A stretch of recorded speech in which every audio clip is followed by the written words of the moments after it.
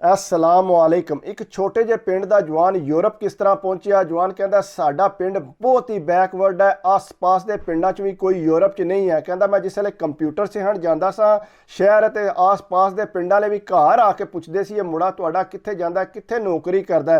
ਕਹਿੰਦਾ ਨੌਕਰੀ ਸ਼ੋਕਰੀ ਕੋਈ ਨਹੀਂ ਕਰਦਾ, ਇਹ ਕੰਪਿਊਟਰ ਸਿੱਖਦਾ ਪਿਆ। ਘਰ ਦੇ ਮੈਨੂੰ ਆਖਦੇ ਸੀ ਪੁੱਤਰ ਕਿੰਨਾ ਕੁ ਕੰਪਿਊਟਰ ਸਿੱਖਣੀ, ਹੁਣ ਕੋਈ ਨੌਕਰੀ ਕਰ ਲੈ, ਉਮਰ ਤੇਰੀ ਢੇਰ ਹੋ ਗਈ ਹੈ। ਕਹਿੰਦਾ ਮੈਂ ਕਿਹਾ ਨੌਕਰੀ ਵੀ ਹੁਣ ਜਲਦੀ ਕਰ ਲਾਂਗਾ। ਕਹਿੰਦਾ ਥੋੜੇ ਅਰਸੇ ਬਾਅਦ ਮੈਂ ਘਰ ਆ ਕੇ ਆਖਿਆ ਕਿ ਮੇਰੀ ਇੱਕ ਗੋਰੀ ਨਾਲ ਦੋਸਤੀ ਹੋ ਗਈ ਹੈ, ਉਹ ਪਾਕਿਸਤਾਨ ਆ ਰਹੀ ਹੈ ਮੈਨੂੰ ਮਿਲਣ, ਨਾਲੇ ਮੇਰੇ ਨਾਲ ਸ਼ਾਦੀ ਕਰੇਗੀ। ਕਹਿੰਦਾ ਪਹਿਲਾਂ ਤੇ ਅੰਮੀ ਅੱਬੂ ਨੇ ਬੜਾ ਗੁੱਸਾ ਕੀਤਾ, ਤੂੰ ਕਿਹੜਾ ਕੰਮ ਕਰਨ ਲੱਗਿਆ, ਪੂਰੇ ਪਿੰਡ 'ਚ ਬੇਇੱਜ਼ਤੀ ਹੋਵੇਗੀ। ਕਹਿੰਦਾ ਫਿਰ ਮੈਂ ਗੱਲਾਂ 'ਚ ਉਹਨਾਂ ਨੂੰ ਮਨਾ ਲਿਆ, ਆਉਂਦੇ ਨੇ ਚੱਲ ਠੀਕ ਹੈ ਤੂੰ ਕਰ ਲੈ। ਕਹਿੰਦਾ ਆਸਤਾ ਆਸਤਾ ਪੂਰੇ ਪਿੰਡ ਨੂੰ ਇਹ ਗੱਲ ਫੈਲ ਗਈ ਕਿ ਗੋਰੀ ਆ ਰਹੀ ਹੈ ਇੱਥੇ ਸਾਡੇ ਪਿੰਡ।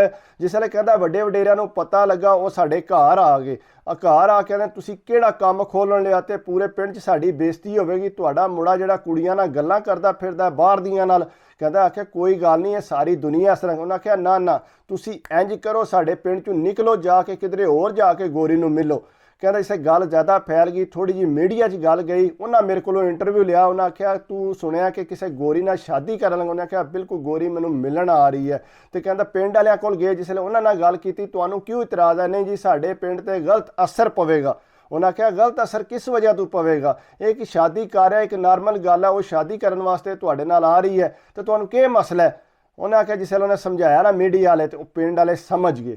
ਪਿੰਡ ਵਾਲੇ ਕਹਿੰਦੇ ਨੇ ਜੀ ਠੀਕ ਹੈ ਗੋਰੀ ਆਵੇਗੀ ਤੇ ਅਸੀਂ ਉਹਦਾ ਇਸਤਕਬਾਲ ਕਰਾਂਗੇ। ਪੂਰੇ ਪਿੰਡ 'ਚੋਂ ਪੈਸੇ ਇਕੱਠੇ ਕੀਤੇ ਗਏ। ਉਹਨਾਂ ਆਖਿਆ ਜੀ ਰਾਹ 'ਚ ਉਹਦੇ 'ਚ ਫੁੱਲ ਪਾਏ ਜਾਣਗੇ, ਉਹਨੂੰ ਪਤਾ ਲੱਗੇਗਾ ਕਿ ਕਿਸੇ ਪਿੰਡ 'ਚੋਂ ਆਈ ਹੈ, ਨਾਲੇ ਦੇਗਾਂ ਚੜਨਗੀਆਂ ਉੱਥੇ। ਉਹ ਜਨਾਬ ਪੂਰਾ ਪਿੰਡ ਰਾਜ਼ੀ ਹੋ ਗਿਆ। ਅੱਗੋਂ ਜਵਾਨ ਅੰਮਾ ਨੂੰ ਕਹਿੰਦਾ ਕਿ ਗੋਰੀ ਆਂਦੀ ਹੈ ਕਿ ਤੂੰ ਟਿਕਟ ਤੋਰ ਤੇ ਫਿਰ ਮੈਂ ਆਉਣੀ ਆ। ਉਹਨੇ ਅੰਮਾ ਨੂੰ ਆਖਿਆ, ਅੰਮਾ ਨੇ ਆਖਿਆ ਪੁੱਤਰ ਇੰਨੇ ਪੈਸੇ ਅਸੀਂ ਕਿੱਥੋਂ ਲਿਆਵੀਏ। ਉਹਨੇ ਆਖਿਆ ਨਹੀਂ ਤੁਸੀਂ ਦਿਓ ਪੈਸੇ ਤੇ ਗੋਰੀ ਮੈਨੂੰ ਬਾਹਰ ਲੈ ਜਾਏਗੀ, ਜਾ ਕੇ ਮੈਂ ਕੰਮ ਕਰਾਂਗਾ ਤੇ ਪੈਸੇ ਤੁਹਾਨੂੰ ਲੱਭ ਜਾਣਗੇ। ਉਹਨੇ ਆਖਿਆ ਠੀਕ ਹੈ। ਉਹਨਾਂ ਟਿਕਟ ਅੱਗੂ ਪਿੱਛੂ ਕਰਕੇ ਦਿੱਤੀ। ਜਨਾਬ ਟਿਕਟ ਉਹਨੇ ਗੋਰੀ ਨੂੰ ਭੇਜੀ। ਗੋਰੀ ਜਨਾਬ ਟਿਕਟ ਕਰਾਈ ਤੇ ਆ ਗਈ ਏਅਰਪੋਰਟ ਤੇ। ਜਵਾਨ ਲੈਣ ਗਿਆ, ਨਾਲ ਅੱਬਾ ਗਿਆ ਲੈਣ। ਜਿਸ ਵੇਲੇ ਅੱਬੇ ਨੇ ਤੱਕੀ ਗੋਰੀ ਤੇ ਉੱਥੇ ਬੇਹੋਸ਼ ਹੋ ਗਿਆ ਅੱਬਾ।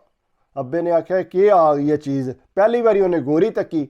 ਉਹ ਜਨਾਬ ਉਹਨੇ ਅੱਬੇ ਨੂੰ ਹੋਸ਼ 'ਚ ਲਿਆਂਦਾ। ਅੱਬੇ ਨੇ ਆਖਿਆ ਦਫਾ ਹੋ ਪਰ। ਅੱਬੇ ਨੇ ਲਈ ਉੱਥੋਂ ਗੱਡੀ ਦੂਸਰੀ ਤੇ ਆਪੂ ਘਰ ਆ ਗਿਆ। ਉਹ ਗੋਰੀ ਨੂੰ ਲਿਆ ਜਿਸ ਵੇਲੇ ਪਿੰਡ 'ਚ ਆਇਆ, ਪਿੰਡ 'ਚ ਅੱਗੇ ਇਸਤਕਬਾਲ ਹੋ ਰਿਹਾ ਸੀ ਚੰਗਾ ਭਲਾ, ਬੰਦੇ ਫੁੱਲ ਲੈ ਕੇ। ਤੇ ਜਨਾਬ ਮੈਨੂੰ ਹਾਸਾ ਆ ਗਿਆ ਇਸ ਗੱਲ ਤੋਂ।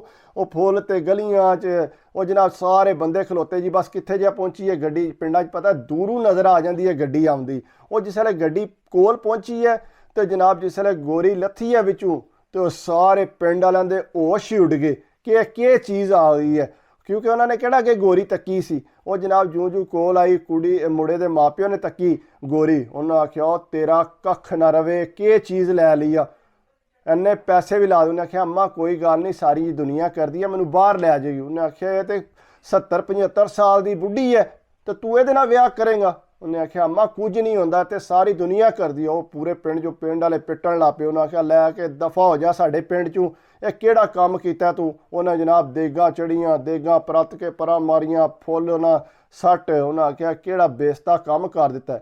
ਉਹ ਜਨਾਬ ਗੋਰੀ ਨੂੰ ਬਾਹਰ ਆਉਣਾ। ਉਹਨੇ ਆਖਿਆ ਅੰਮਾ ਨਾ ਫਿਕਰ ਕਰੋ, ਉੱਥੇ ਜਾ ਕੇ ਮੈਂ ਸੈੱਟ ਹੋ ਜਾਵਾਂਗਾ, ਪੇਪਰ ਸ਼ੇਪਰ ਮੇਰੇ ਬਣ ਜਾਣਗੇ ਤੇ ਫਿਰ ਸਾਰਾ ਕੰਮ ਠੀਕ ਹੋ ਜਾਏਗਾ। ਉਹਨਾਂ ਆਖਿਆ ਤੇਰਾ ਤੇ ਠੀਕ ਹੋ ਜਾਏਗਾ, ਜਿਹੜੀ ਸਾਡੀ ਬੇਇੱਜ਼ਤੀ ਹੋਵੇਗੀ। ਉਹਨੇ ਆਖਿਆ ਅੰਮਾ ਕੋਈ ਬੇਇੱਜ਼ਤੀ ਨਹੀਂ ਹੁੰਦੀ।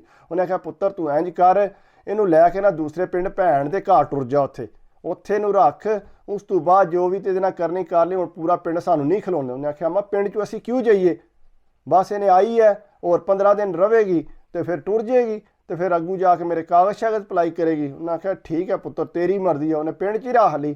ਉਹ ਪਿੰਡ 'ਚ ਰੱਖੀ ਜਨਾਬ ਗੋਰੀ ਨੂੰ ਲੈ ਕੇ ਅਗਾ ਪਿਛਾਂ ਗਲੀਆਂ ਜਾਏ। ਬੁੱਢੀ ਮਾਈ ਉਹ ਬੰਦੇ ਹੱਸਣ। ਉਹਨਾਂ ਆਖਿਆ 25 ਸਾਲ ਦਾ ਜਵਾਨ ਤੇ ਬੁੱਢੀ ਮਾਈ ਨਾਲ ਲਾਈ। ਉਹ ਮਾਈ ਜਨਾਬ ਸਾਰਾ ਇੰਜੋਏ ਕੀਤਾ। ਕਦੇ ਉਹਨੂੰ ਇਸਲਾਮਾਬਾਦ ਲੈ ਕੇ ਗਿਆ, ਆਪਣੇ ਕੋਲੋਂ ਪੈਸੇ ਲਾ ਕੇ। ਮਾਈ ਜਿਹੜੀ ਆ ਉੱਥੇ ਜਿਹੜਾ ਨਿਕਾਹ ਕੀਤੀ ਉਸ ਵੈਸੇ ਕਾਗਜ਼ਾਂ ਤੋਂ ਬਗੈਰ, ਕਹਿੰਦੀ ਆ ਫਿਰ ਮੈਂ ਤੂੰ ਕਾਗਜ਼ ਭੇਜਾਂਗੀ ਤੇ ਫਿਰ ਜਿਹੜਾ ਤੇਰੇ ਨਾਲ ਨਿਕਾਹ ਹੋਵੇਗਾ। ਪਤਾ ਕਾਗਜ਼ੀ ਕਾਰਵਾਈ ਹੁੰਦੀ ਹੈ ਜਿਹੜੀ ਗੌਰਮੈਂਟ ਦੀ, ਕਹਿੰਦੀ ਉਹ ਹੋਵੇਗੀ ਫਿਰ ਹੋਵੇਗਾ, ਮੈਂ ਤੈਨੂੰ ਪੇਪਰ ਭੇਜਾਂਗੀ, ਤੂੰ ਸਾਈਨ ਕਰਕੇ ਮੈਨੂੰ ਭੇਜੀ। ਉਹ ਜਨਾਬ ਪੂਰੇ ਪਿੰਡ 'ਚ ਫਰਾਂਦਾ ਟਰਾਂਦਾ ਰਿਹਾ, ਹੋਰ ਅੱਗੇ ਪਿੱਛੇ ਉਹਨੂੰ ਖੜਿਆ, ਪੂਰਾ ਇੰਜੋਏ ਕਰਾਇਆ ਉਸ ਗੋਰੀ ਨੂੰ। ਗੋਰੀ ਸੇ ਵਾਪਸ ਗਏ, ਸਪੈਸ਼ਲ ਗੱਡੀ ਕਰਾਈ ਉਹਦੇ ਵਾਸਤੇ। ਪਿੰਡ ਵਾਲਿਆਂ ਬੜਾ ਬੇਇੱਜ਼ਤ ਕੀਤਾ। ਉਹਨਾਂ ਆਖਿਆ ਕੋਈ ਕਸਰ ਨਹੀਂ ਤੁਸੀਂ ਛੱਡੀ ਸਾਡੇ ਪਿੰਡ ਦੀ ਬੇਇੱਜ਼ਤੀ ਕਰਾਉਣ 'ਚ। ਬਹਰਹਾਲ ਉਹਨੇ ਜਨਾਬ ਗੋਰੀ ਨੇ ਪੂਰਾ ਇੰਜੋਏ ਕੀਤਾ। ਮੁੰਡੇ ਨੇ ਸ਼ਾਪਿੰਗ ਕਰਾ ਕੇ ਦਿੱਤੀ, ਆਪਣੇ ਪਾਕਿਸਤਾਨੀ ਕੱਪੜੇ ਛੱਪੜੇ ਹਰ ਸ਼ੈ ਲੈ ਕੇ ਦਿੱਤੀ ਉਹਨੂੰ। ਉਹ ਜਨਾਬ ਜਿਸ ਵੇਲੇ ਏਅਰਪੋਰਟ 'ਤੇ ਗਿਆ ਉਹਨੂੰ ਜਾ ਕੇ ਛੱਡਿਆ ਉੱਥੋਂ ਛੱਡ ਕੇ ਘਰ ਆ ਗਿਆ। ਘਰ ਆ ਕੇ ਘਰ ਦੇ ਅੰਦਰ ਪੁੱਤਰਾ ਕਿਹੜਾ ਕੰਮ ਕੀਤੀ, ਬਿਸਤ ਕਰਾ ਦਿੱਤੀ ਜਨਾਬ। 15 ਦਿਨ ਤੇ ਉਹ ਰਹੀ ਆ ਕੇ ਮੁੰਡੇ ਕੋਲ। ਉਸ ਤੋਂ ਬਾਅਦ ਜਨਾਬ ਮੁੰਡਾ ਜਿਸਲੇ ਮੈਸੇਜ ਕਰੇ ਅੱਗੋਂ ਮੈਸੇਜ ਦਾ ਜਵਾਬ ਹੀ ਕੋ ਨਾ ਆਵੇ ਗੋਰੀ ਦਾ, ਉਹ ਫਿਰ ਜਿਵੇਂ ਮੈਸੇਜ ਕਰੇ ਫਿਰ ਕੋ ਨਾ ਜਵਾਬ ਆਵੇ। ਉਹਨਾਂ ਤੇ ਚੰਗਾ ਭਲਾ ਪੈਸਾ ਲਾ ਦਿੱਤਾ, 6-7 ਲੱਖ ਰੁਪਈਆ ਲਾ ਦਿੱਤਾ ਉਹਦੇ ਤੇ, ਟਿਕਟ ਲਾ ਦਿੱਤੀ, ਅੱਗੋਂ ਨੂੰ ਫਰਾਇਆ ਟਰਾਇਆ ਗੱਡੀ ਕਰਾ। ਉਹਨਾਂ ਤੇ ਇੰਝ ਹੀ ਕੀਤਾ ਜਿਸ ਤਰ੍ਹਾਂ ਇੱਕ ਵਿਆਹ ਕਰੀਦਾ, ਹਾਈ ਸਟੈਂਡਰਡ ਉਹਨੂੰ ਦਿੱਤਾ। ਉਹ ਜਨਾਬ ਫੋਨ ਕਰਨ ਅੱਗੋਂ ਫੋਨ ਕੋ ਨਾ ਆਵੇ। ਅੰਮਾ ਨੂੰ ਆਖੇ ਅੰਮਾ ਵੀ ਮੇਰੇ ਨਾਲ ਤੇ ਉਹਦਾ ਗੋਰੀ ਦਾ ਰਾਬਤਾ ਨਹੀਂ ਹੋ ਰਿਹਾ। ਉਹਨੇ ਆਖਿਆ ਪੁੱਤਰ ਇੰਨਾ ਪੈਸਾ ਤੂੰ ਲਾ ਬੈਠੇ ਕਮਾ ਕੇ ਵੀ ਤੂੰ ਸਾਨੂੰ ਕੱਖ ਨਹੀਂ ਦਿੱਤਾ, ਤੂੰ ਕੀ ਕੰਪਿਊਟਰ ਤੇ ਕਰਦਾ ਨੇ। ਉਹਨੇ ਆਖਿਆ ਅੰਮਾ ਮੈਂ ਕੋਸ਼ਿਸ਼ ਕਰਨਾ ਪਿਆ ਮਤੇ ਉਹਦੇ ਨਾਲ ਰਾਬਤਾ ਹੋ ਜੇ। ਉਹ ਜਨਾਬ ਤਕਰੀਬਨ 2 ਕੁ ਮਹੀਨੇ ਕੋ ਨਾ ਰਾਬਤਾ ਆ। 2 ਮਹੀਨੇ ਬਾਅਦ ਫਿਰ ਉਹਨੇ ਗੋਰੀ ਨੇ ਰਾਬਤਾ ਕੀਤਾ। ਉਹਨੇ ਆਖਿਆ ਮੈਂ ਜਿਸਲੇ ਇੱਥੇ ਪਹੁੰਚੀ ਹਾਂ ਤੇ ਮੇਰਾ ਫੋਨ ਜਿਹੜਾ ਉਹ ਗੁੰਮ ਹੋ ਗਿਆ ਸੀ, ਜਿਹਦੀ ਵਜ੍ਹਾ ਨਾਲ ਤੇਰਾ ਨੰਬਰ ਜਾਂਦਾ। ਫਿਰ ਮੈਂ ਫੋਨ ਉਹ ਜਿਹੜਾ ਮੈਨੂੰ ਲੱਭਿਆ ਵਾਪਸ, ਕਿਸੇ ਬੰਦੇ ਨੂੰ ਉੱਥੇ ਮਿਲਿਆ, ਉਹ ਮੇਰੇ ਤੱਕ ਪਹੁੰਚਿਆ, ਫਿਰ ਤੇਰਾ ਨੰਬਰ ਨਿਕਲਿਆ, ਤਾਂ ਮੈਂ ਤੇਰੇ ਨਾਲ ਰਾਬਤਾ ਕੀਤਾ। ਉਹ ਜਨਾਬ ਉਹਦੇ ਨਾਲ ਫਿਰ ਉਹਨੇ ਰਾਬਤਾ ਕੀਤਾ। ਗੋਰੀ ਨੇ ਜਿਹੜਾ ਫਿਰ ਉਹਦੇ ਨਾਲ ਸ਼ਾਦੀ ਕੀਤੀ। ਉਹਨੂੰ ਉੱਥੇ ਬਾਹਰ ਬੁਲਾ ਲਿਆ। ਬਾਹਰ ਬੁਲਾ ਕੇ ਜਵਾਨ ਕਹਿੰਦਾ ਇੱਥੇ ਹੁਣ ਮਾਈ ਨਾਲ ਹੀ ਰਹਿਣਾ ਪਿਆ ਤੇ ਮੈਨੂੰ ਨਹੀਂ ਸਮਝ ਆਉਂਦੀ ਕਿ ਮੇਰੀ ਅੰਮਾ ਹੈ ਕਿ ਮੇਰੀ ਜ਼ਨਾਨੀ ਹੈ। ਕਹਿੰਦਾ ਬਹਰਹਾਲ ਮੈਨੂੰ ਕੰਮ ਵੀ ਕੋਈ ਨਹੀਂ ਕਰਨ ਦਿੰਦੀ, ਸਾਰਾ ਦਿਨ ਮੈਂ ਘਰ ਹੀ ਹੁੰਦਾ। ਕਹਿੰਦੇ ਤੂੰ ਘਰ ਰਵਿਆ ਕਰ, ਤੈਨੂੰ ਹੋਰ ਕੰਮ ਕਰਨ ਦੀ ਜ਼ਰੂਰਤ ਨਹੀਂ। ਬਸ ਫਿਰ ਬੰਦਾ ਕਾਗਜ਼ਾਂ ਵਾਸਤੇ ਕੁਝ ਵੀ ਕਰ ਸਕਦਾ, ਛਿਛਰਾ ਹੋਵੇ ਉਹ ਵੀ ਚੱਲੇਗਾ, ਲੇਕਿਨ ਹਰ ਬੰਦੇ ਦੀ ਆਪਣੀ ਇੱਕ ਸੋਚ ਹੈ। ਬਹਰਹਾਲ ਪੂਰੇ ਪਿੰਡ 'ਚ ਕਹਿੰਦੇ ਪਹਿਲਾਂ ਤਾਂ ਬੜਾ ਮਜ਼ਾਕ ਬਣਿਆ। ਜਿਸ ਵੇਲੇ ਫਿਰ ਮੈਂ ਇੱਥੋਂ ਪੈਸੇ ਟੋਰੇ ਬਾਹਰੋਂ ਤੇ ਫਿਰ ਕਾਰ ਸਾਡਾ ਪੱਕਾ ਹੋਇਆ। ਉਹਨਾਂ ਆਖਿਆ ਤੱਕੋ ਹਾਂ ਇਹਨੇ ਦੇ ਮੁੰਡੇ ਨੇ ਕਿੱਡਾ ਵੱਡਾ ਕੰਮ ਕੀਤਾ, ਬਾਹਰ ਗਿਆ ਆਪਣੇ ਸੈੱਟ ਹੋ ਗਿਆ।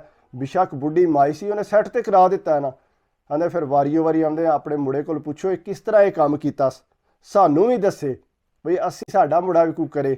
ਵਾਲਾ ਪਹਿਲਾਂ ਇਤਰਾਜ਼ ਹੁੰਦਾ ਰਿਹਾ, ਹੁਣ ਬਾਅਦ 'ਚ ਕਹਿੰਦੇ ਨੇ ਇਤਰਾਜ਼ ਕੋਈ ਨਹੀਂ, ਸਾਨੂੰ ਦੱਸੋ ਕਿ ਤੁਹਾਡੇ ਮੁੰਡੇ ਨੇ ਕਿਸ ਤਰ੍ਹਾਂ ਕੀਤਾ। ਉਹ ਜਨਾਬ ਸਾਰੇ ਪੁੱਛਦੇ। ਤੁਹਾਨੂੰ ਪਤਾ ਹੈ ਇਹ ਨੇ ਐਪ ਮੈਂ ਵੀਡੀਓ 'ਚ ਨਹੀਂ ਦੱਸ ਸਕਦਾ। ਤੁਸੀਂ ਕੋਈ ਵੀ ਅਗਰ ਐਪ ਮੇਰੇ ਕੋਲ ਪੁੱਛਣਾ ਚਾਹੁੰਦੇ ਹੋ, ਅਗਰ ਇਹ ਜਿਹੜੇ ਯੂਰਪ 'ਚ ਐਪ ਚੱਲਦੇ ਨੇ ਕੁੜੀਆਂ ਛੁੜੀਆਂ ਦੇ, ਉਹ ਮੈਂ ਤੁਹਾਨੂੰ ਜਿਹੜਾ ਨਾ ਇੰਸਟਾਗ੍ਰਾਮ ਤੇ ਦੱਸ ਸਕਣਾ ਅਗਰ ਤੁਸੀਂ ਮੇਰੇ ਕੋਲ ਪੁੱਛਣਾ ਚਾਹੋ। ਅਗਰ ਮੇਰੀ ਵੀਡੀਓ ਅੱਛੀ ਲੱਗੀ ਹੋਵੇ ਤਾਂ ਪਲੀਜ਼ ਲਾਈਕ ਕਰਿਆ ਕਰੋ, ਸਬਸਕ੍ਰਾਈਬ ਕਰਿਆ ਕਰੋ। ਕੋਈ ਗਲਤੀ ਸ਼ਲਤੀ ਹੋਵੇ ਤਾਂ ਮਾफ़ ਕਰਿਆ ਕਰੋ। ਆਪਣੀ ਸਿਹਤ ਦਾ ਖਿਆਲ ਰੱਖਿਓ। ਅੱਲਾ ਹਾਫਿਜ਼।